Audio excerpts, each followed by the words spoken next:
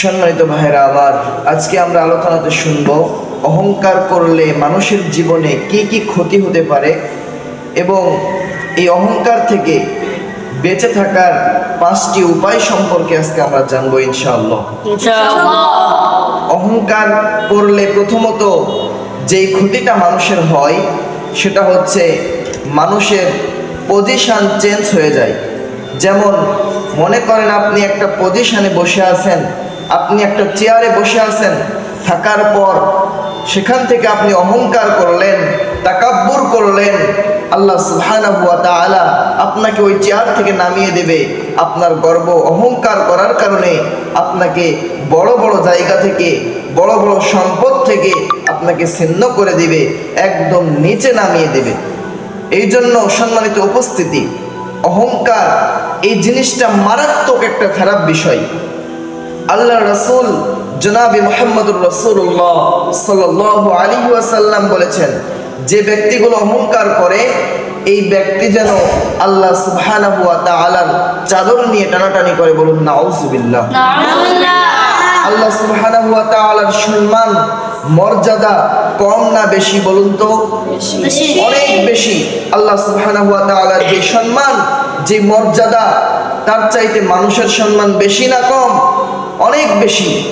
মানুষের সম্মানের সঙ্গে আল্লাহ সুবহানাহু ওয়া তাআলার সম্মানের কোনো তুলনা হতে পারে না। এই জন্য আমরা এই অহংকার থেকে বাঁচতে চাই। অহংকার থেকে বাঁচতে হলে আপনাকে আমাকে দুনিয়ার জিন্দেগিতে 5টি টিপস ফলো করে চলতে হবে। তাহলেই দেখবেন আপনার জীবন থেকে অহংকার নামক যে শব্দটা রয়েছে, এই অহংকার নামক শব্দটা আস্তে আস্তে ধীরে ধীরে বিদায় নিবে ইনশাআল্লাহ।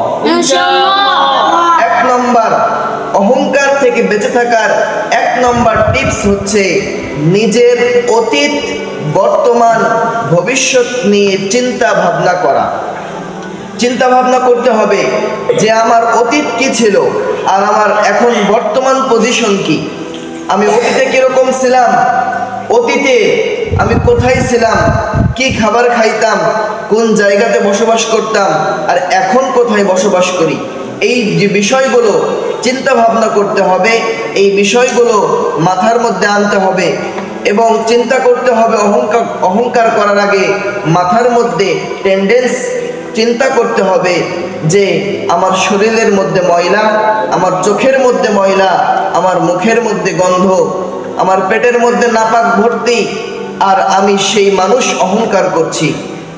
একবার চিন্তা করে দেখেন তো যে আমি যখন মৃত্যুবরণ করব, মৃত্যুবরণ করার পর যখন 3.5 হাত মাটির নিচে আমার পরিবার পরিজন আমাকে রেখে আসবে, তারপর 1 দিন 2 দিন 3 দিন যখন হয়ে যাবে, তখন দেখবেন কবরের কোনো বাঁশ, কবরের কোনো মাটি কিছুই পুরাতন হবে না, সব কিছু নতুন থেকে যাবে।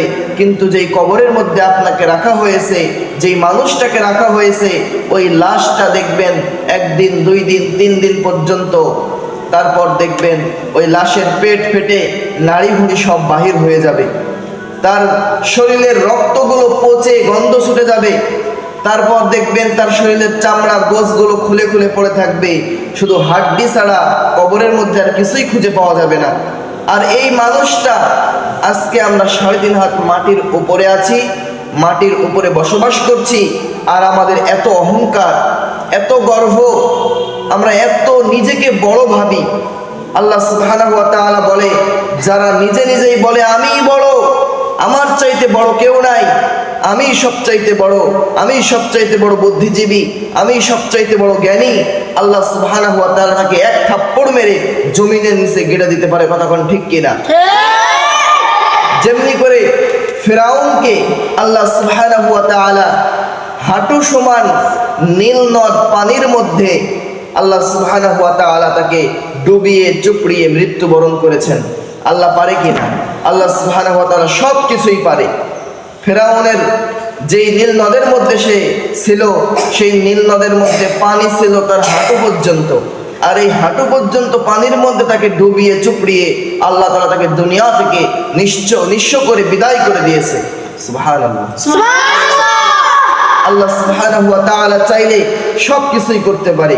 এই জন্য অহংকার থেকে বাঁচতে হলে 1 নম্বর টিপস নিজের অতীত এবং বর্তমান নিয়ে চিন্তা ভাবনা করা।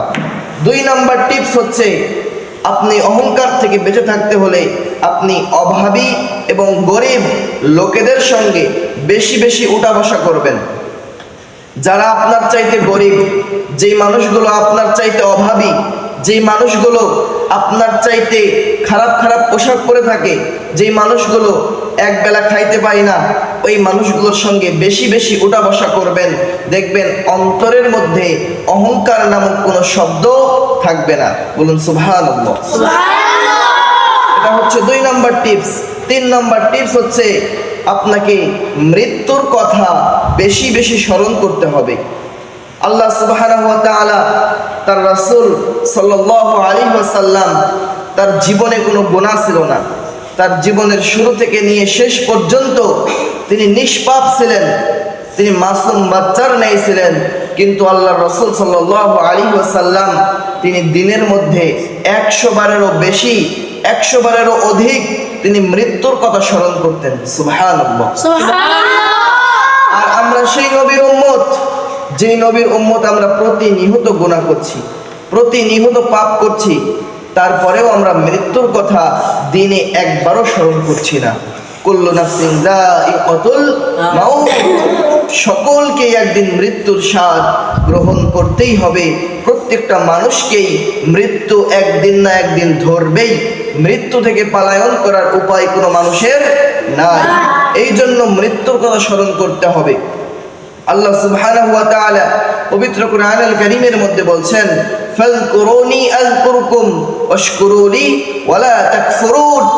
আল্লাহ সুবহানাহু ওয়া তাআলা বলেন, হে আমার বান্দারা, তোমরা আমাকে স্মরণ করো, তোমরা আমার জিকির করো, আমি আল্লাহও তোমাদের স্মরণ করব, জিকির করব। বলুন সুবহানাল্লাহ। আল্লাহ সুবহানাহু ওয়া তাআলাকে স্মরণ করতে হবে বেশি না কম? বেশি স্মরণ করতে হবে। মৃত্যুর কথা বেশি বেশি স্মরণ করতে হবে।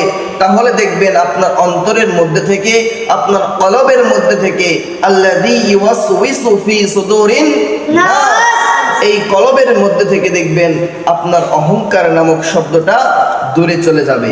এটা হচ্ছে 3 নম্বর টিপস।